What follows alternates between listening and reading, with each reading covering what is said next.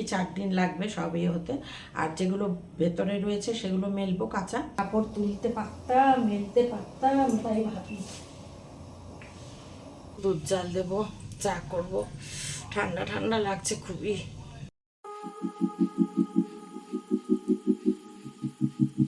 বন্ধুরা, তোমাদের সামনে এলাম, একটা নতুন ব্লগ শুরু করব এখন থেকেই। 10টা 13 বাজলো আর আজকে হচ্ছে 13ই ডিসেম্বর, শুক্রবার। কেমন আছো বন্ধুরা? আশা করি সবাই সুস্থ আছো, ভালো আছো, আর যে যেখানে আছো ঈশ্বরের কৃপায় নিরাপদে আছো, মঙ্গলে আছো। তো চলো তোমাদের নিয়ে শুরু করে দিই আজকের দিনটা। এইখানে দেখো জামা কাপড় 2 বালতি বড় ভর্তি ঠাসা, এগুলো কাচতে হবে। একসঙ্গে তো হবে না, অর্ধেক অর্ধেক করে, মানে 4 দিন 3 দিন কি 4 দিন লাগবে সব ইয়ে হতে। আর যেগুলো ভেতরে রয়েছে সেগুলো মেলবো, কাঁচা সেগুলো মেলবো। তো আগে কতটা তুলতে পারি দেখি, আমার একার পক্ষে তোলা তো, পুরো ভর্তি বালতি।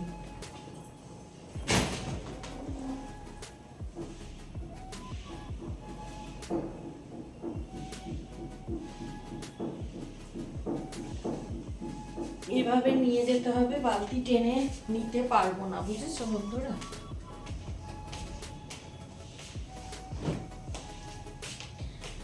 তার কারণ বালতি টেনে নিলে আমার লাগবে দুটো।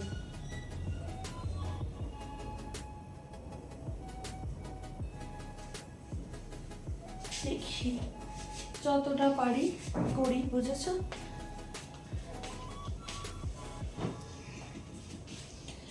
চলো আগে কাপড়গুলো বের করে এনে মেলি। আর এখানে মেলবো ওগুলো।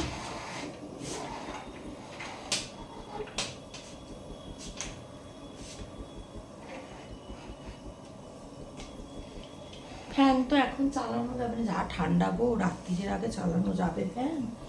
দুপুরের দিকটা একটুখানি চালিয়ে দিতে পারবো। কি অবস্থা বলো দেখি,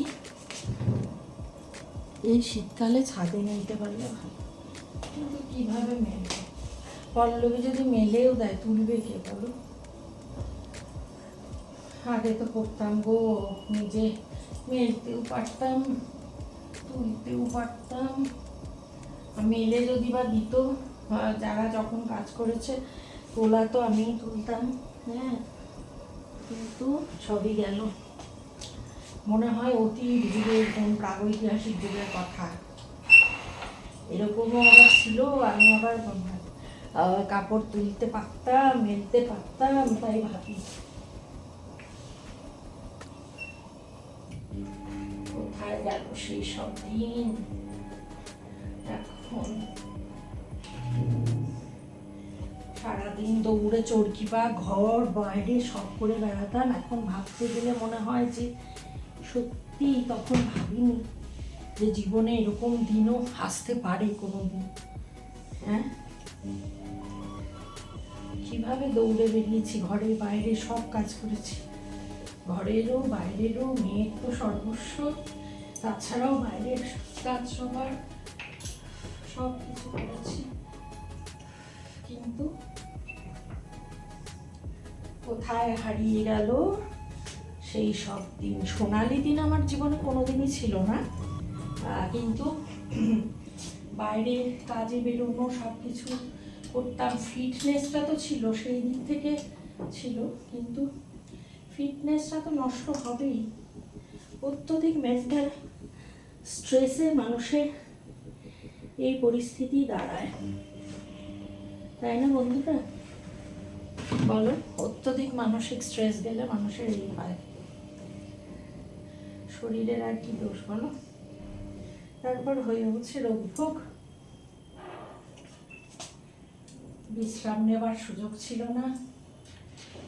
মা বাবা না থাকলে মানুষের যা হয়, মানে বেশি অল্প বয়সে, বয়সকালে যা গেলে, যখনই যাক মা বাবার, সবসময় আমি যেটা বলি যে হ্যাঁ, বাবা মায়ের তো সাবস্টিটিউট হয় না কখনো, কিন্তু কি বলতো, বয়সকালে হলে একরকম, অল্প বয়সে চলে গেলে না, জীবনের সবই মানে অল্প বয়সে থাকতে থাকতেই 25 বছর হয়েছে ঠিক মা মারা গেছেন, আর 37 বছরে বাবা। তাহলে বলো, তারপরে তো গোটা জীবনই পড়ে।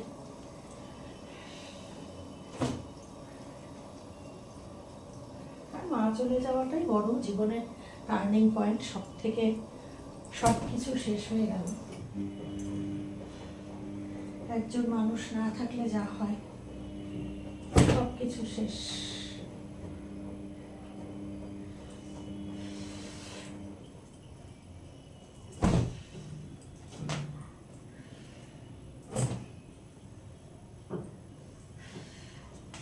সেরকম ভাবে কেউ ইয়েও করে না,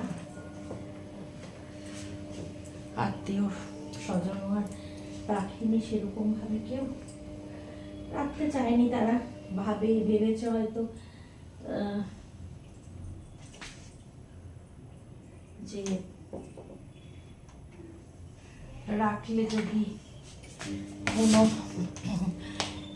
সমস্যায় পড়তে হয়, হ্যাঁ যদি একে দেখাশোনার কোনো ব্যাপার আসে, সেই সব ভয় পেয়েছে। আর্থিক দিক থেকে তো দেখার কোনো প্রশ্ন ছিল না, কারোর উপর বাবা সেইটুকু করে গেছেন অন্তত যে আর্থিকভাবে কারোর উপর নির্ভরশীল কোনো কালেই আমি ছিলাম না।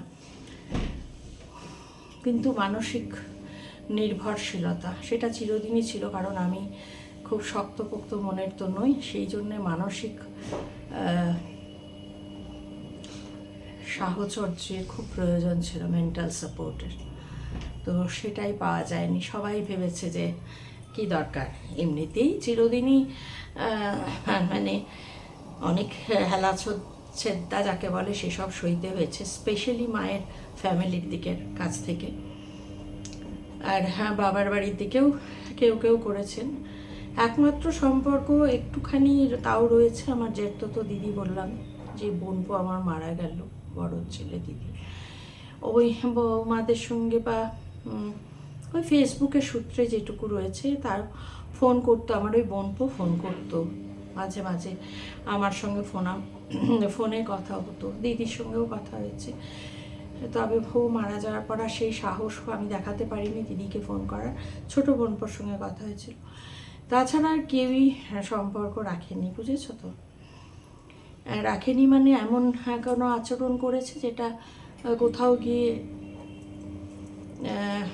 হিউমিলিয়েট করা যদি হয়, হিউমিলিয়েশনটা সবসময় নেওয়া যায় না। নিজের ক্ষেত্রে নিয়েছি, ছোটোবেলা থেকে অনেক হিউমিলিয়েশনের শিকার আমি হয়েছি, কিন্তু সেগুলো অতটা গুরুত্ব দিইনি কোনো দিনে। কিন্তু যখন সন্তানের উপর আসে সেটা কোনো মাই নিতে পারে না। তো সেই কারণেই সব কিছু মিলিয়ে মিশিয়ে আমি একদম টোটালি অনাথ বলতে যা বোঝায় তাই। আর এটা সত্যি কথাই, নিজের মা বাবা না থাকলে কেউই থাকে না, কেউই থাকে না। আর যারা ধরো খুব অয়েলিং বা বাটারিং করে চলতে পারে কাউকে, আমার আবার সেটা নিয়ে আমি তোমরা বলবে তুমি তো মানসিকভাবে দুর্বল, তাহলে কেন না, এইটা আবার আমি পারি না। কাউকে অকারণে কারণে কোনোটায় অয়েলিং বাটারিং করতে পারি না। ভালো ব্যবহার করতে জানি, কিন্তু ওই যে তৈলমর্দন বলতে যেটা বোঝায়, স্পেশালি তেলা মাথায় তেল দেয়া, বা কেউ খুব ধনী তার কাছে গিয়ে এরকম করে এরম হয়ে জহুজুর হয়ে থাকা, একদমই না। ওটা আমার বাবার কাছ থেকে আমার পাওয়া, ওটা আমি কোনো দিনই পারিনি কারোর কাছে জহুজুর হতে। তো সেটাই হয়তো অনেকে জহুজুর মানে গিরিটা পছন্দ করেন, মানে অন্যের কাছ থেকে বেশ একটু তারা একটু প্রভু প্রভু ফিলিংস তাদের আসে, যে সাবঅর্ডিনেট স্টাফ এরকম, যে আমাকে একটু বেশ বাটারিং করবে, তৈলমর্দন করবে, যে সেটা আমার নেচারে নেই সেটা। তো সেই জন্য হয়নি, সেসব কারণেও আর কি রাখেনি। যারা তৈলমর্দন করতে পেরেছে তাদের সঙ্গে সম্পর্ক বজায়, আমি পারিনি, তাই আমার সঙ্গে নেই। তাতে আমার কোনো আফসোসও নেই। রক্তের সম্পর্কের মানুষকে যদি তৈলমর্দন করে সম্পর্ক টিকিয়ে রাখতে হয়, তো সে সম্পর্ক থাকার থেকে না থাকাটাই অনেক ভালো। আর তাছাড়া আমার যে পরিবারের সঙ্গে আমি যুক্ত হয়েছিলাম, তার সেখানে তো কেউই পছন্দ করতো না আমার কোনো রকম সংস্রব থাকুক কোনো আত্মীয় স্বজনের সঙ্গে। আমার প্রধান মানুষটি কোনো দিন চাননি কারোর সঙ্গে সম্পর্ক আমি রাখি। আর কি করা যাবে, কেউই যখন চায় না তখন কিছুই করার থাকে না। তো এই চলো, তোমাদের সামনে এলে না মনের সব কথা, দুঃখ কষ্টের কথা উজাড় করে বলতে ইচ্ছে করে। জানি বললে আবার অনেকে অনেক রকম হয়তো মানে বক্রোক্তি করবে কমেন্টের মাধ্যমে, কিন্তু তবুও কি বলো তো, মনের কথা একটু বলার তো জায়গা থাকবে। সব সময় মুখ বন্ধ করে, সব সময় দম বন্ধ করে এইটুকু এই 850 স্কোয়ার ফিটের ফ্ল্যাটের মধ্যে সব সময়, তারপরেও তো আবার উনি বাড়ি চলে এলে আবার আমি নিজের মতোই থাকি, সেটুকুও বন্ধ সব সময়। দিনের পর দিন বললাম না, 16ই নভেম্বর সেই মেয়েকে পৌঁছাতে বেরিয়েছিলাম, আজকে 13ই ডিসেম্বর, 1 মাস হতে যাচ্ছে। বাড়ির বাইরে আমি বেরোইনি, কোনো মানুষজনের সঙ্গে আমার দেখা সাক্ষাৎ নেই। এইভাবে চলো, কি আর করা যাবে, যে যেমন ভাগ্য নিয়ে এসছে। কেউ একটা সময় হয়তো অনেকেই আমার ভাগ্যে ঈর্ষান্বিত হতো, বা যারা জানে না এখনও হয়তো হয়, ভাবে যে বোধহয় অনেক প্রাচুর্যের মধ্যে আছে, কিন্তু অর্থই সব কিন্তু নয়। অর্থ কোনো দিন সুখ শান্তি দিতে পারে না, অন্তত আমি তো তাই মনে করি, কখনোই দিতে পারে না। তো চলো, অনেকক্ষণ কথা বলে ফেললাম, কাপড় কাচতে দিয়ে দিয়েছি অলরেডি, কাচা হচ্ছে এক প্রস্ত। রান্না করার কিছুই নেই, করবো না, তার কারণ খাবার উনি আজকে খেলেন না, ভাত তাড়াতাড়ি চলে আসছেন, তো পরীক্ষা যেহেতু চলছে তাড়াতাড়ি চলে আসছেন, যে এসে সেই জন্য পুরো সব কিছু ধরা রয়েছে, মানে ওখান থেকেই তরকারি নিয়ে আমার খাওয়া হয়ে যাবে, প্লাস আবার তো ওনার খাবার আসবে, তো শুধু শুধু করে কি করবো, ভাত আছে যা আমার হয়ে যাবে। যদি দেখা যায় যে বেশি গণিত, ভাতও খুব অল্প পরিমাণে খান, বেশি খান না, যদি দুজনেরই হয়ে যায় তাহলে তো আর ভাত করতেই হবে না, সেটাও করতে হবে না, তো ওইভাবে হয়ে যাবে। শুধু শুধু অপচয় করবো কেন বলো জিনিস। তো চলো বন্ধুরা, লাইটগুলো অফ করি, করে যাই একটু, আবার অনেক তাড়াতাড়ি খেয়ে নিয়েছি তো, আবার একটু মনে হচ্ছে যে একটু চা খেলে ভালো হতো, দেখি একটুখানি বসে নিয়ে অপেক্ষা করি, ওর এই এলে কি বলে পল্লবী এলে কাজ আছে, সেগুলো করতে হবে। শুভ সন্ধ্যা বন্ধুরা, সন্ধ্যা টন্ধা দেয়া হয়ে গেল, এলাম এবার চা করতে, একটু দুধ জাল দেবো, চা করব। ঠান্ডা ঠান্ডা লাগছে খুবই, হাত টাত এই যে বারবার জল জল হয়ে আছে, এই যে চা বসালাম, সব হাত ধোয়াধুয়ি। হ্যাঁ, এখন বাজলো 5টা 58, 6টা বাজেনি, 5টার সময়, 5টা 5:15 লাগে, সন্ধ্যা টন্ধা 15-20 মিনিট লাগে সন্ধ্যা দিতে, সব করতে, সেই সব হয়ে গিয়ে এবার চাটা খাই। আজকে অনেক আগে ভাত খাওয়া হয়ে গেছে, আর পরিমাণ তো এমন খাই চেহারা দেখে বোঝা যায় না যদিও, তো সেই কারণে খিদে পেয়ে গেছে। আজকে যদিও 2বার চা খেয়েছি জানো তো, সকালে তো যেমন একদম সকালে খেয়েছি, তারপরে আবার বেলা 11টার দিকে আবার খেলাম, খিদে পেয়েছে, কী করবো অত সকালে চা খেয়ে নিলে। তো তারপরে আবার এখন চা খাবো। আজকে একটু নিচে নামবো, নামতে হবে, নিচে নামতে বলতে কোথাও যাওয়া না, আমাদের সোসাইটির একটা মিটিং আছে, তো সেই জন্য নামতে হবে আজকে, ওই নিচে নামা আর ওঠা। তো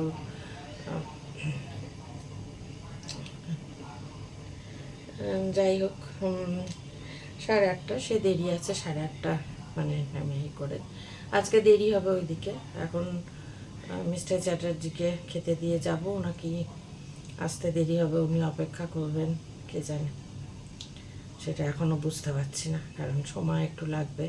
8:30 শুরু মানে বলা মানে শুরু হতে হতে একটু দেরি হবে, হয়ে যায়।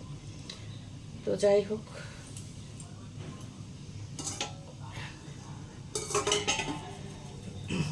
তখন খাবার যদি চলে আসে আমি যাওয়ার আগে, যদি বলেন যে হ্যাঁ খেতে দিয়ে দাও, তাহলে খেতে দিয়ে যাব, না হয় চাবি দিয়ে আমি যাব। আর যদি খাবার না আসে তাহলে তো পরে। মুখে ক্রিম মাখিনি, এখনও ক্রিম মাখবো, টিপও পরিনি, দেখো শুধু চুল আঁচড়িয়ে সিঁদুর পরেছি, টিপও পরা হয়নি। পরে ক্রিম মাখবো, নামবো যখন নিচে। এটাও চেঞ্জ করব, কুর্তি পরবো একটা,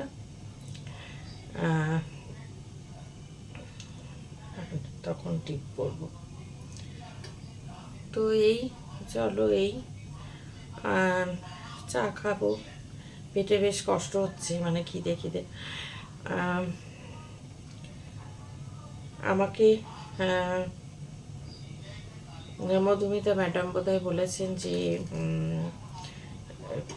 প্যানক্রিয়াসের সমস্যা, একটা গুরুতর সমস্যা, আপনি জেনে বুঝে সেটাকে উপেক্ষা করছেন কি করে আমি বুঝতে পারছি না। আসলে উপেক্ষা মানে কি, এটাই বলি বন্ধুরা, আর কতই বা করবো, প্রচুর তো, মানে কোনোটার তো বাদ নেই। হ্যাঁ, সেই কোনটা নিয়ে কোনটা কি করব। হ্যাঁ, কোনো দিন যেদিন মারাত্মক শুরু হবে, কারণ যেদিন পেইন শুরু হয় এতটাই এমন লেভেলের চলে যে বাধ্য হয়ে পেন কিলার খেতে হয়, যেটা তো একদম উচিত না। পেন কিলার খাওয়া কিন্তু কোনো উপায় নেই, আর রাতের দিকেই হয়। তো এটা কি করব বলো, কতগুলো হয়ে আছে পেটে, কতগুলো। লিভারের পেন হয়, বলেইছি তোমাদের, কোলনের একটা হয়, হার্নিয়ার একটা হয়, প্যানক্রিয়াসের একটা হয়, আর কতই বা করব। আর ইচ্ছেও করে না নিজের জন্য খরচ করব, আর ইচ্ছা আর করে না। ওটুকুই ঠাকুরের কাছে প্রার্থনা করি যে পড়ে যেন না থাকি, যা হবে একবারে হয়ে যায়। দেখি, তারপরে তো ব্যাঙ্গালোর যাবো, তো এরকম ইচ্ছে আছে। এখন যদি উনি না রাজি হন তাহলে তো কিছু করার নেই, তাহলে যাওয়াও যাবে না। সেক্ষেত্রে না যাওয়া গেলে ডাক্তার দেখানোরও প্রশ্ন নেই, কি আর করা যাবে। নিজের জন্য ভাবি না গো, ভাবি যে শুধু চলে যেতে পারলেই ভালো, পড়ে যেন না থাকি কোনোভাবে। আর কাউকে বিরক্ত করতে চাই না, আমি একদমই চাই না, কারণ আমার জন্য টাকা পয়সাও খরচ হবে, আবার রোগের রোগ। তবে ভুগি, কষ্ট আমার হয়, আমি ওই যে পারি না, মানে ওই সিম্প্যাথিটা আদায় করতে ওইভাবে, যে ওরে বাবা রে কী হলো রে, আমি হলো, মানে ওই মনের জোরে চলি, মনের জোর বলেই তো, তা না হলে এত কিছু নিয়ে এতগুলো ওটি, ছখানা ওটি, তারপরে আবার হওয়ার সম্ভাবনা, পেটের মধ্যে ওই যে অসুবিধা হয়, কষ্ট হয়। যাকে ভাবি না, ভগবান যেন এরকম না করেন যে কোনো সিরিয়াস অবস্থায় না ফেলেন, কোনো রকমে যা হবে একবারে হয়ে যাক। এই জন্যে নিজের প্রতি ইয়ে করে না। চলো, দুধও চাওয়া হয়ে গেল। ও বাবা, তো খাটে এটা দিয়ে ঢাকা দিয়েছিলাম, স্টিলের ঢাকনিটা দেখো তুলে নিয়েছে হাত দিয়ে, দেখলে হাতটা গেল।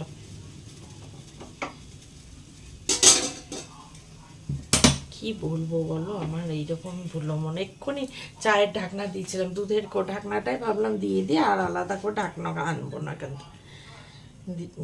কিন্তু কীরকম হলো বলো। ঠিক আছে বন্ধুরা, থাকো, পরে আবার রাতে আসছি।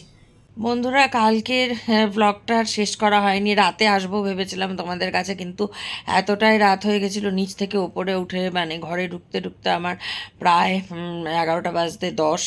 তারপরে আসার পর মিস্টার চ্যাটার্জি বললেন রুটি ভেজে দাও, রুটিগুলো একটু শুকিয়েও গেছে, দিয়েছেন অনেকক্ষণ। তো আমি বললাম মাইক্রোওভেনে গরম করে দেবো, বললেন না ভেজে দাও। তো আবার সেই সাদা তেলে রুটি ভাজলাম, ভেজে দিলাম, এই করে খাওয়া দাওয়া এসব করতে করতে অনেক, আবার তো 11:30 পার হয়ে গেছে খেতে।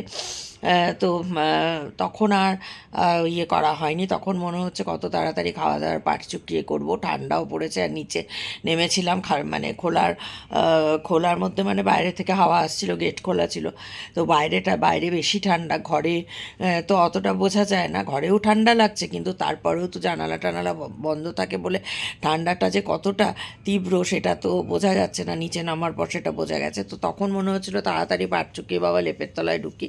তো সেই জন্য আর ক্যামেরা অন করে তোমাদের কাছে আসা হয়নি, যে ব্লগটাও শেষ করা হয়নি। সকালবেলা এডিট করতে গিয়ে দেখছি এ বাবা, ব্লগ তো শেষ করা হয়নি।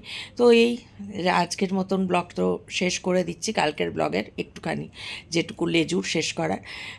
তো তোমাদের সঙ্গে গল্প করে, কাজ করতে করতে, কথা বলতে বলতে কাটিয়েছি সময়। তো যদি ভালো লাগে ব্লগটা লাইক করো, কমেন্ট তো অবশ্যই করো, চ্যানেলটা সাবস্ক্রাইব করে চলে এসো আমার পরিবারে যারা এখনও আসোনি। তো ঠিক আছে বন্ধুরা, আজকের মতো বিদায় নিচ্ছি। দেখা হচ্ছে নতুন একটা ব্লগের সঙ্গে। ততক্ষণ সবাই খুব খুব ভালো থেকো, সুস্থ থেকো, নিরাপদে থেকো। আর হ্যাঁ, অবশ্যই আমার ব্লগগুলো দেখতে থেকো।